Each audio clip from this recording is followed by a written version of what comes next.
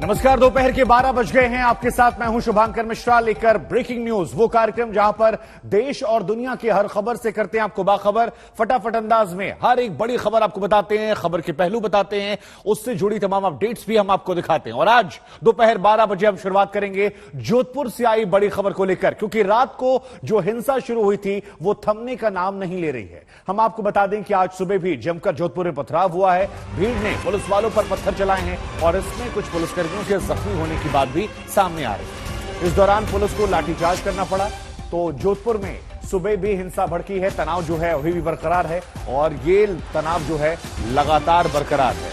हम आपको जानकारी के लिए बता दें कि राजस्थान के जोधपुर में सोमवार रात करीब 11:30 बजे झंडे और लाउडस्पीकर लगाने को लेकर दो समुदाय आमने सामने आए थे और इसी दौरान दोनों पक्षों ने यहां के जालोरी गेट चौराहे पर देर रात पत्थरबाजी की। हालांकि तब पुलिस पहुंचती है, भीड़ को खदेड़ने की कोशिश करती है, लेकिन एक समुदाय की तरफ से पुलिस पर पथराव होता है। 4 पुलिसकर्मी घायल हो जाते हैं। इसके बाद मंगलवार यानी आज अनंतनाग में भी हुई है चीजें, लेकिन यहां पर जोधपुर में जो हुआ वो आज तनाव बढ़ाने वाला। तस्वीर देखिए आप, मंगलवार की तस्वीरें।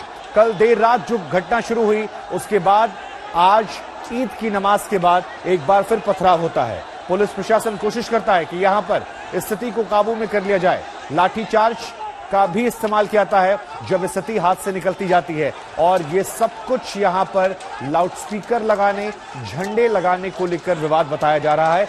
शुरुआती जो बात निकलकर सामने आई है, लेकिन फिलहाल ये तस्वीरें अहम हो जाती हैं क्योंकि पुलिस प्रशासन जो है यहां मौजूद है और वो यहां से भीड़ को हटाने की कोशिश करता है, लेकिन इन सब के बीच में पत्थरबाजी की घटनाएं भी सामने आती हैं। जोधपुर से ये तस्वीरें हम आपको दिखा रहे हैं, वहां पर चौराहे की तस्वीरें हैं और ये बताया जा रहा है कल देर रात जो यहां पर हिंसा शुरू हुई उसके बाद आज भी वो घटना लगातार यहां जारी रही।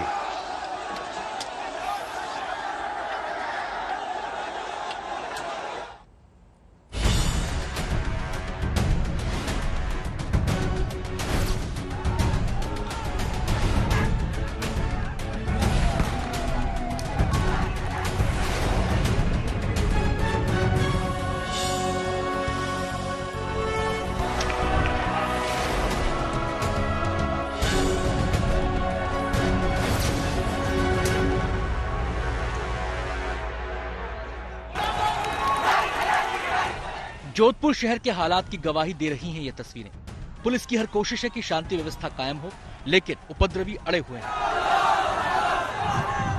सड़क पर बिखरे पड़े ये पत्थर और चप्पल जूते उस तनाव की निशानी है जो थमता नजर नहीं आ रहा। बीती रात जोधपुर के जालोरी गेट पर जो बवाल शुरू हुआ वो देर रात तक थमता नजर आ रहा था, लेकिन सुबह हुई और फिर हिंसा भड़क उठी। रात के बवाल के बाद प्रभावित इलाके में भारी संख्या में पुलिस बल तैनात थे। इसके बाद भी हिंसा पर उतारू भीड़ ने पुलिस पर पथराव किया। फिर देखिए क्या क्या हुआ। झंडा उतारने के विवाद में रात में झड़प हुई तो सुबह होते ही पुलिस ने माहौल शांत करने के लिए चौराहे पर तिरंगा लगा दिया। इसके बाद एक समुदाय के लोगों ने पुलिस पर पथराव शुरू कर दिया।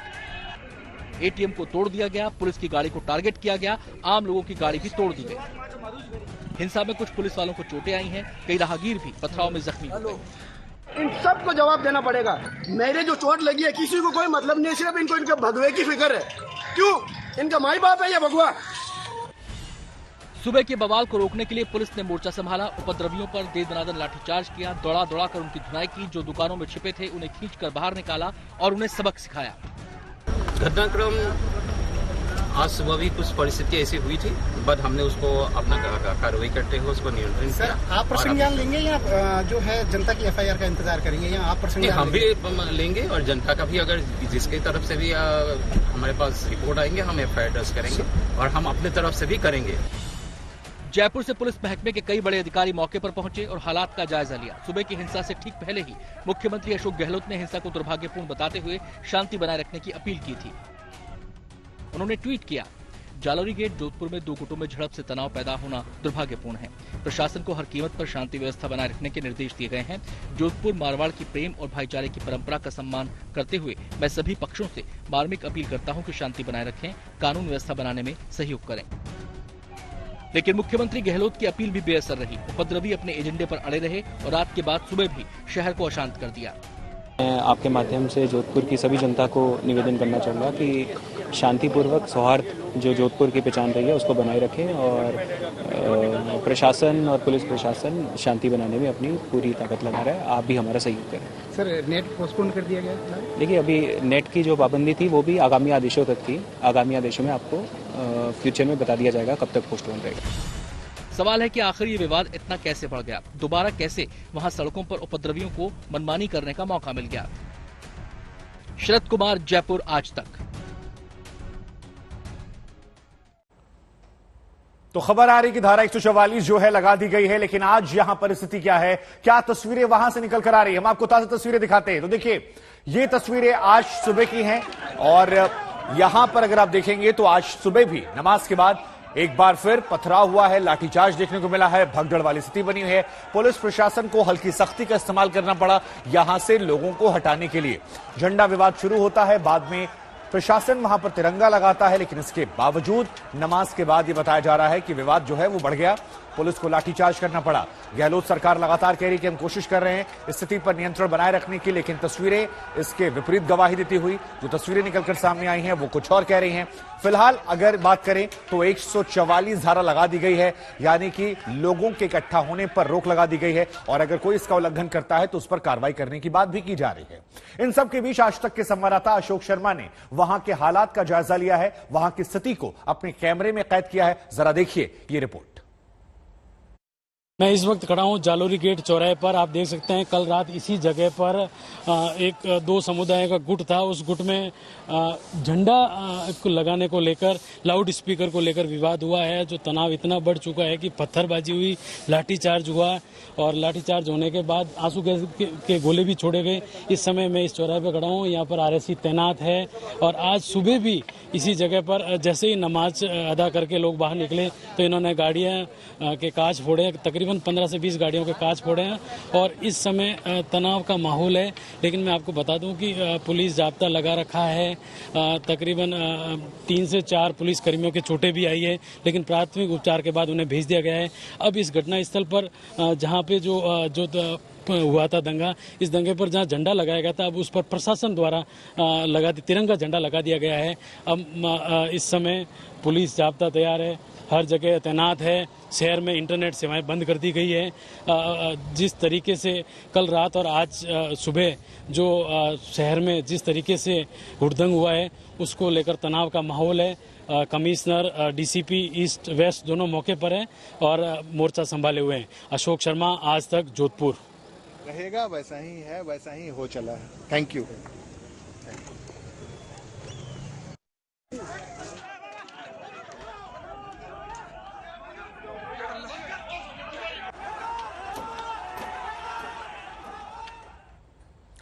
अब यहां पर दो समुदाय के बीच का मामला था तो सियासतदानों का आना इसमें लाजमी था। जोधपुर हिंसा को लेकर केंद्रीय मंत्री गजेंद्र सिंह शेखावत मौके पर पहुंचे, उनके साथ महापौर और विधायक भी मौजूद रहे। इस दौरान मुख्यमंत्री अशोक गहलोत के खिलाफ बीजेपी समर्थकों ने जमकर नारेबाजी की।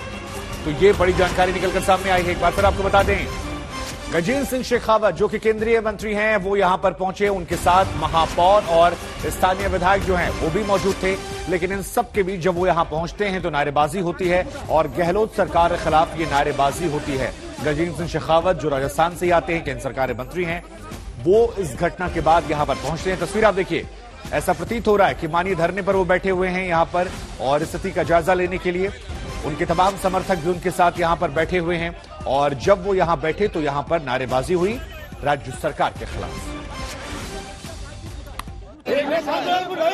भारत माता की। अब सब चुप रहेंगे। एक काम करते हैं, अभी आप लोग सब एक बार यहाँ से डिस्कस करके एडमिनिस्ट्रेशन से बात करेंगे।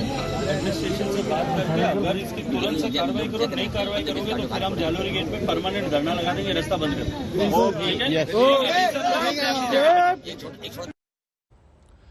तो केंद्रीय मंत्री को आपने देखा जो यहां पहुंचे थे, जिसके बाद नारेबाजी हुई। नारेबाजी मतलब सियासत। इस खबर पर हमारे साथ जुड़ रहे हैं शरद। जरा ये समझाइए कि अलवर की घटना हमारे जहन से निकली नहीं है, उससे पहले भी कुछ घटनाएं सामने आती हैं और अब यहां जोधपुर में विवाद, ये चुनावों से जोड़कर देखा जाए या वाकई में राजस्थान में दो समुदायों के बीच में तनाव बहुत ज्यादा बढ़ता जा रहा है, या जो शुरुआत हमने की कि इसका चुनावी एंगल है क्योंकि वहां तनाव है, अगले साल चुनाव है?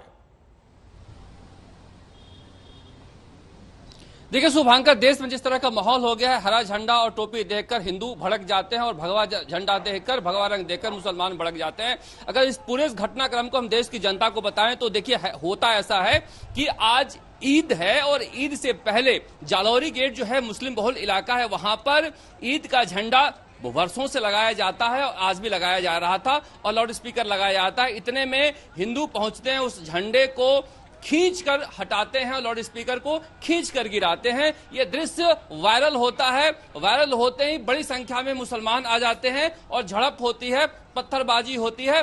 पूरी तरह से प्रशासनिक फेल्योर था कि एक समुदाय का झंडा और लाउड स्पीकर दूसरे समुदाय के लोग उतार रहे थे, यह कहते हुए कि परशुराम जयंती के दिन हमने यहां पर भगवा झंडा लगाया था। वो क्या हुआ? इतना कुछ होने के बाद प्रशासन सोया रहता है। जैसे ही नमाज पढ़ने आते हैं मुसलमान समाज के लोग, देखते हैं कि वहां पर भगवा झंडा लहरा रहा है एक स्वतंत्रता सेनानी के मूर्ति के ऊपर।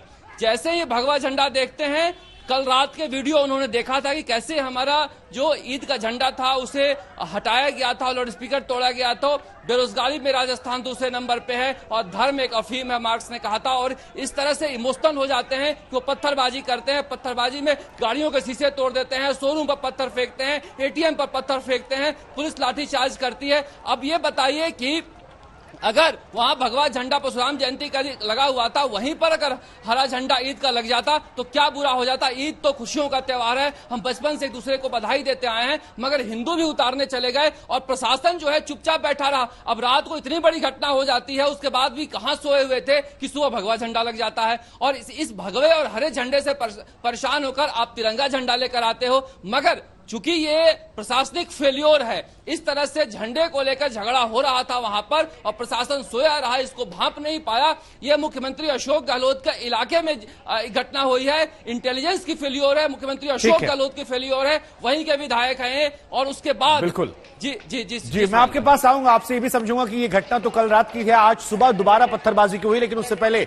जिस चीज का जिक्र आपने किया, क्योंकि आज ईद का त्योहार है, लेकिन ठीक एक दिन पहले जोधपुर में ईद के लिए लाउडस्पीकर झंडे लगाने को लेकर विवाद होता है। आखिर बीती रात ये पूरा बवाल कैसे बढ़ा, हम आपको जरा दिखाते, देखिए।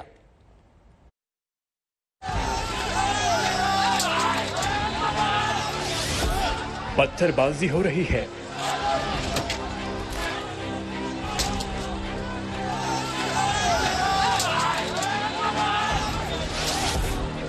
तोड़फोड़ उत्पात हो रहा है।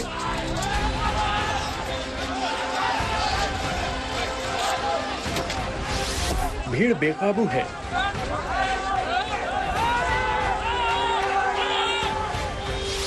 हालात काबू करने के लिए यहां पुलिस ने पहले लाठी भांजी,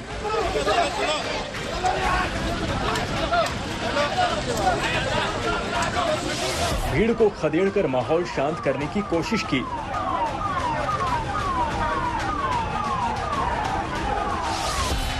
जरूरत पड़ी तो आंसू गैस के गोले भी दागे।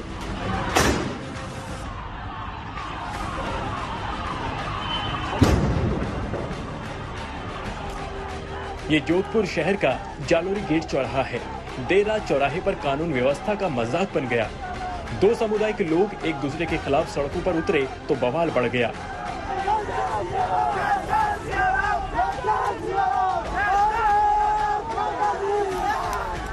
अब आपको बताते हैं कि आखिर जोधपुर क्यों अशांत हो गया। आज ईद है, इसी की तैयारियां चल रही थी जालोरी चौराहे पर।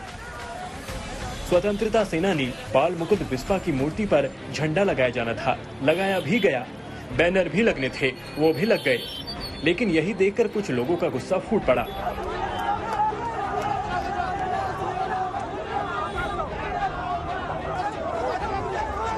झंडा और बैनर लगाए जाने के खिलाफ बड़ी संख्या में लोग चौराहे पर एकत्रित हो गए। जमकर नारेबाजी शुरू हो गई। चंद मिनट के अंदर भीड़ ने झंडा बैनर हटा दिया। इसी बात पर जबरदस्त बवाल बढ़ा। दोनों पक्षों के लोग आमने सामने आ गए। टकराव बढ़ गया। पुलिस मौके पर मौजूद जरूर थी, लेकिन हालात बिगड़ते गए।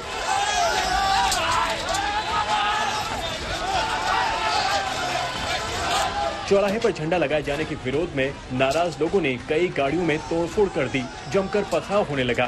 भीड़ ने चौराहे पर लगे लाउडस्पीकर भी उतार दिए। जब हालात हाथ से निकलने लगे तो पुलिस को बल का प्रयोग करना पड़ा। पुलिस ने उग्र भीड़ पर लाठीचार्ज कर दी।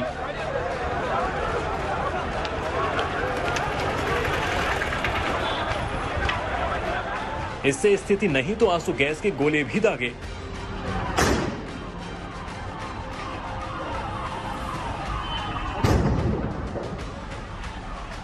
जोधपुर के जालोरी चौराहे पर यह बवाल देर रात तक चला। पुलिस ने आरएसी की भी तैनाती कर दी। तमाम बड़े अधिकारियों ने मौके पर पहुंचकर हालात का जायजा लिया।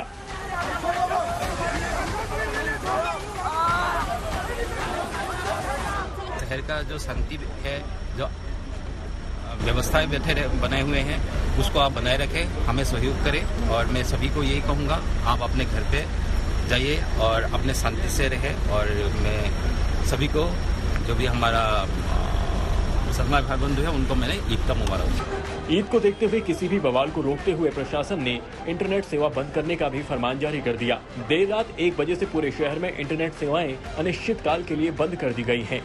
अशोक शर्मा, जोधपुर, आज तक।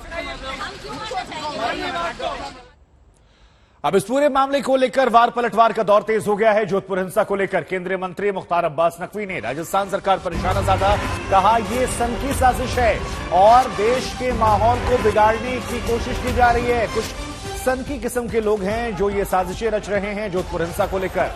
ये बड़ा बयान उनकी तरफ से। हालांकि इस पूरी घटना को जब आप देखते हैं तो आपको इसमें प्रशासनिक फेल्योर ज्यादा नजर आता है, लेकिन यहां पर अब कहा जा रहा है कि देश के माहौल को नुकसान पहुंचाने की कोशिश है। कुछ लोगों के लिए सेकुलरिज्म वोटों का सौदा है, ये बड़ी बात निकलकर सामने आती है। ईद के इस पावन पर्व पर जोधपुर के अंदर दंगे होते हैं और वहां की सरकार ये कह रही है कि ये किसी न तरीके का षड्यंत्र किया गया। लगता है कि कुछ लोग देश के सौहार्द को, देश की सहिष्णुता को, देश के भाईचारे को नुकसान पहुंचाने की साजिशी सुपारी के साथ काम करते हैं।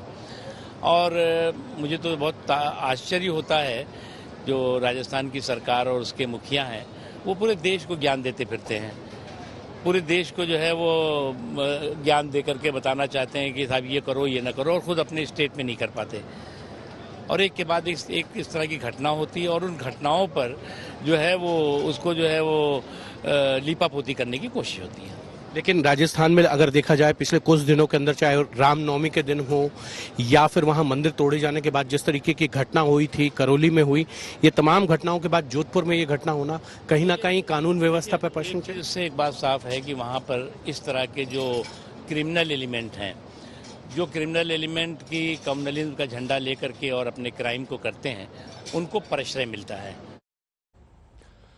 तो यहां पर केंद्रीय मंत्री को आप सुन रहे थे, लेकिन इस बीच राजस्थान से एक अहम खबर आ रही है। मुख्यमंत्री अशोक गहलोत ने आज अपने सभी कार्यक्रम रद्द कर दिए हैं। एक बैठक बुलाई है, अहम बैठक बुलाई गई है जोधपुर हिंसा को लेकर, और सभी काम जो सीएम के थे वो आज रद्द कर दिए गए हैं। प्राथमिकता दी गई है इस हिंसा को लेकर, ताकि इस हिंसा पर यह बिगड़ती हुई स्थिति पर काबू पा लिया जाए, क्योंकि राजस्थान हाल फिलहाल में कई ऐसी घटनाओं को गवाह बना जहां पर दो समुदायों के बीच में तनाव बढ़ता जा रहा था।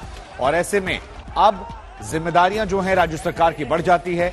इसलिए कहा जा रहा है कि अशोक गहलोत ने सभी कामकाज रद्द कर दिए हैं और आज ये अहम बैठक बुलाई है।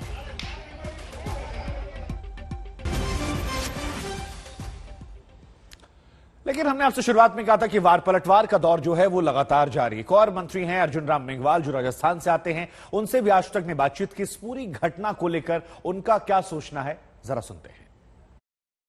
हमारे साथ बातचीत करने के लिए केंद्रीय मंत्री अर्जुन मेघवाल।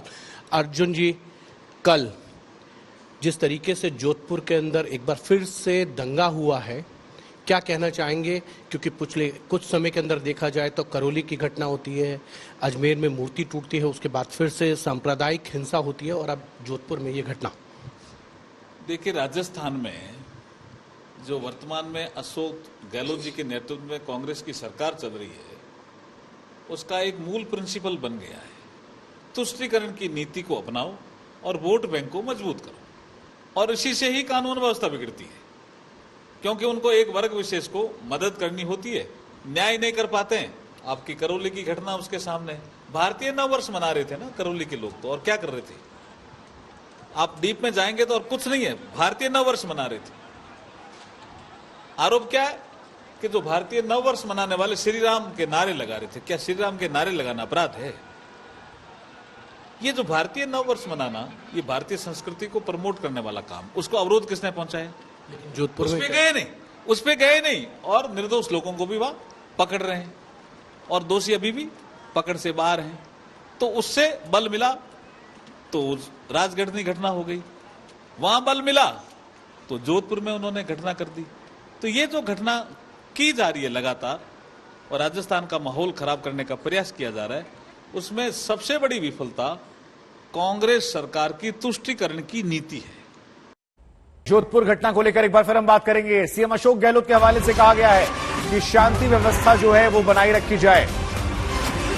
लगातार वो अपील कर रहे हैं लोगों से कि माहौल को खराब ना किया जाए। जोधपुर हिंसा के बाद सीएम अशोक गहलोत ने शांति बनाए रखने की अपील की है। तमाम लोगों से गुजारिश की है कि आप कृपया शांति को बनाए रखें, माहौल ना बिगाड़ें। हिंसा का माहौल किसी के भी हित में नहीं है, ये बड़ी बात कही है। असामाजिक तत्वों से सख्ती से निपटा जाएगा। अशोक गहलोत के हवाले से ये बड़ा बयान दिया गया है।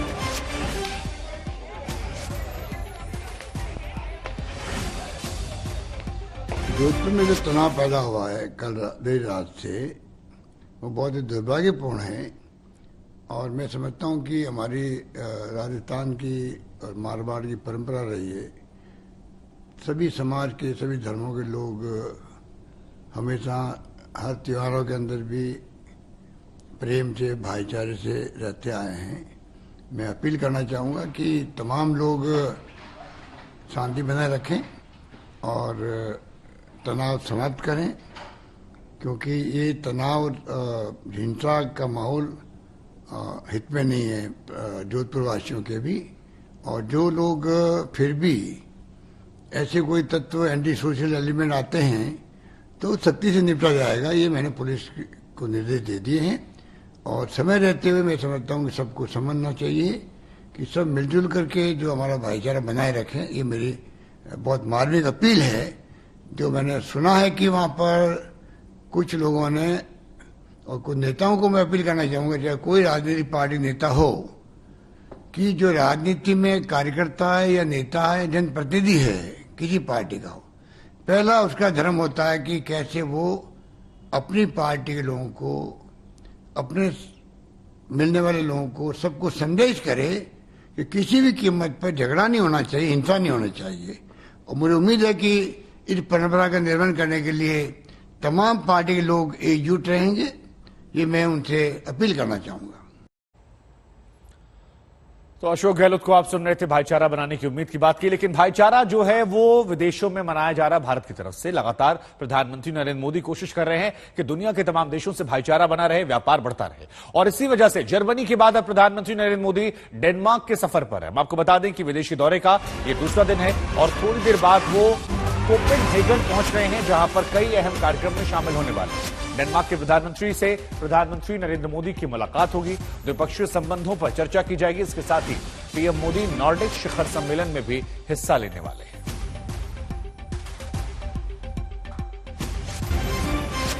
तो प्रधानमंत्री 3 दिन के दौरे पर हैं, आज दूसरा दिन है और कोपेनहेगन में यहां पर मुलाकात होने वाली है।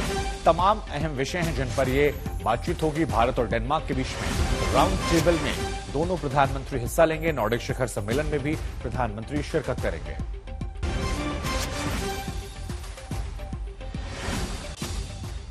तो खबर हमने आपको बता दिया, पूरी जानकारी डिटेल भी देते हैं। प्रधानमंत्री कार्यक्रम क्या है तो देखिए, दोपहर 2 बजे कोपेनहेगन में वहां पर उनका विमान उतरेगा। ये भारतीय समय अनुसार हम आपको चीजें बता रहे हैं। दोपहर 2:40 भारतीय समय के अनुसार डेनमार्क की पीएम से उनकी द्विपक्षीय बातचीत होने वाली है और प्रधानमंत्री का ये मिशन डेनमार्क है।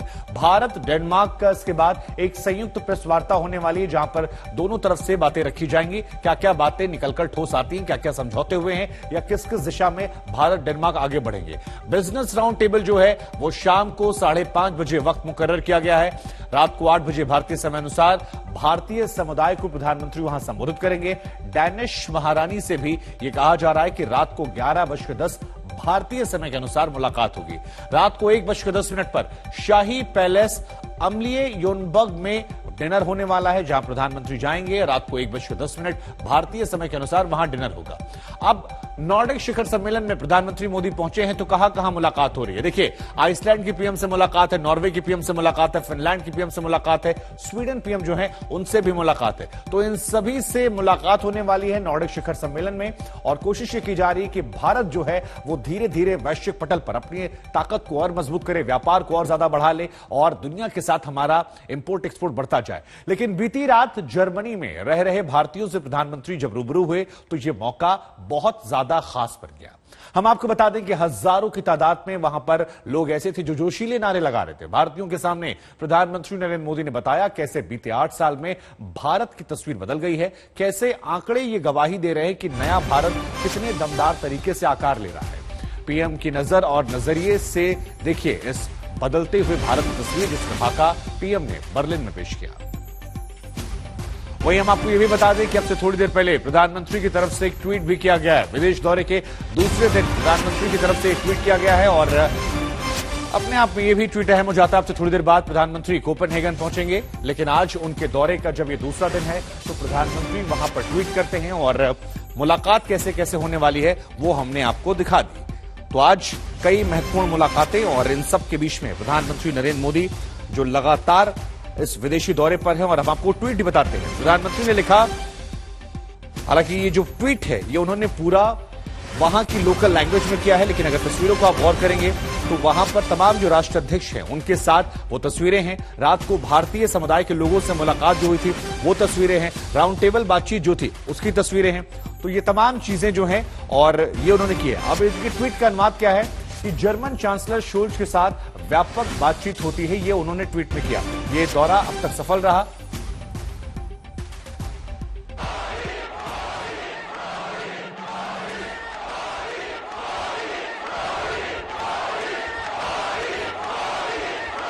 ये नए भारत की धमक है।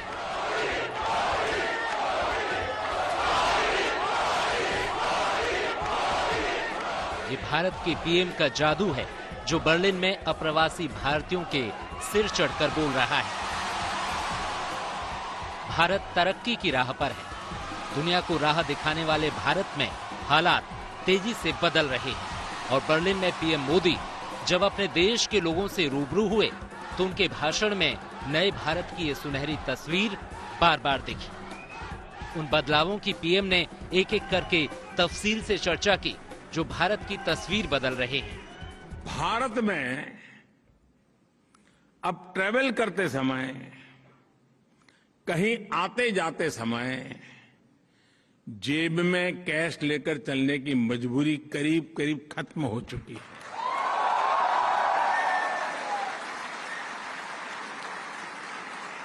दूर सुदूर के गांव तक भी अपना मोबाइल फोन पर ही हर तरह के पेमेंट आपके लिए काफी है दोस्तों।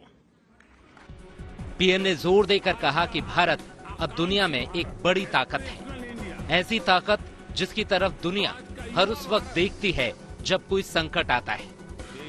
पीएम ने कोरोना से लेकर हाल की रूस यूक्रेन जंग की वजह से गेहूं के संकट का जिक्र किया और बताया कि कैसे इस मुश्किल घड़ी में भारत दुनिया का मददगार बनकर उभरा। आज विश्व में गेहूं की कमी का सामना दुनिया कर रही है। फूड सिक्योरिटी के लेकर के दुनिया में बड़े बड़े देश चिंतित है। उस समय हिंदुस्तान का किसान दुनिया का पेट भरने के लिए आगे आ रहा है।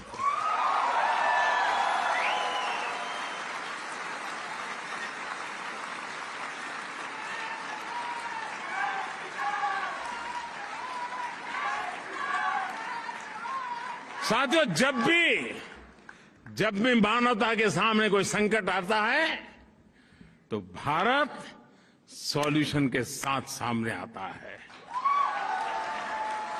जो संकट लेके आते हैं, संकट उनको मुबारक, सॉल्यूशन लेकर के हम आते हैं, दुनिया का चाय चयकार हो जाता है।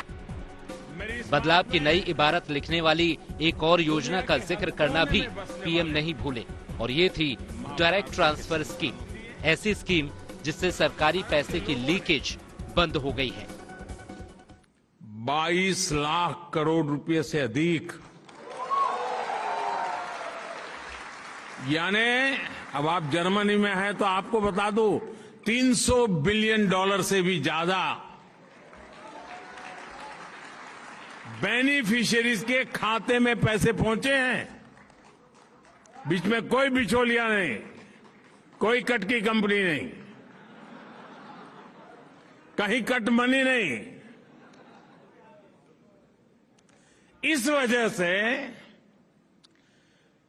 सिस्टम में कितनी बड़ी ट्रांसपेरेंसी आई है और उसके कारण जो भरोसे की खाई थी, उस खाई को भरने का बहुत बड़ा काम इन नीतियों के कारण, इस नीयत के कारण और इस टेक्नोलॉजी के माध्यम से हो पाया है। जर्मनी में रह रहे 2 लाख भारतीयों को अच्छी तरह से पता है कि कैसे भारत बदल रहा है, लेकिन खुद पीएम के मुंह से तरक्की का यह हिसाब किताब सुनना अपने आप में खास था। बर्लिन में अंजना ओम कश्यप के साथ आज तक ब्यूरो।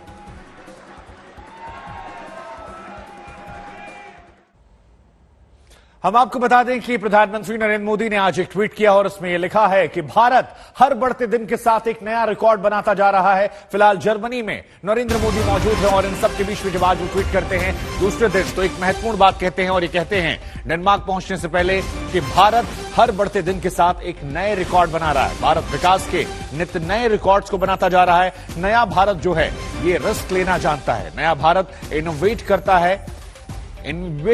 ये तमाम बड़ी बातें प्रधानमंत्री की तरफ से कही हैं और कहा गया कि भारत अब वैश्विक हो रहा है। लेकिन समझने वाली बात जो है वो ये कि जमीन जो है वो जर्मनी की थी, लेकिन यहां से प्रधानमंत्री नरेंद्र मोदी के भाषण में भारत में बदलती सियासत की तस्वीर भी दिखाई पड़ी। निशाने पर बीते दशकों की सियासत और सरकारों की गलतियां आई और साथ में निशाने पर आई कांग्रेस। पीएम ने यहां पर करप्शन और लाल फीताशाही को लेकर कांग्रेस की खूब खबर ली।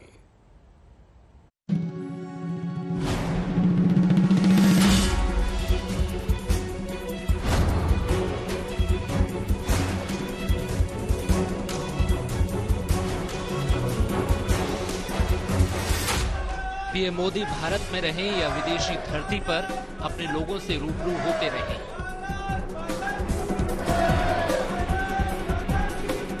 लेकिन उनकी बात में ये टीस उभर आती है कि आखिर क्यों दशकों तक भारत को तेज रफ्तार तरक्की का इंतजार करना पड़ा। क्या वो खामियां थीं जो देश के लिए अड़चन बन गई? बर्लिन की धरती से भी पीएम ने उन खामियों का जिक्र किया और निशाने पर थी कांग्रेस। पीएम ने कांग्रेस का नाम तो नहीं लिया, लेकिन विकास के लिए जारी होने वाले सरकारी पैसे की बंदरबाट पर जमकर वार किया।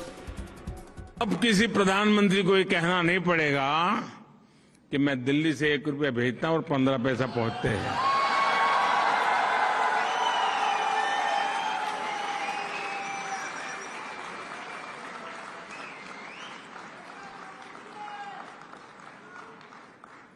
वो कौन सा पंजा था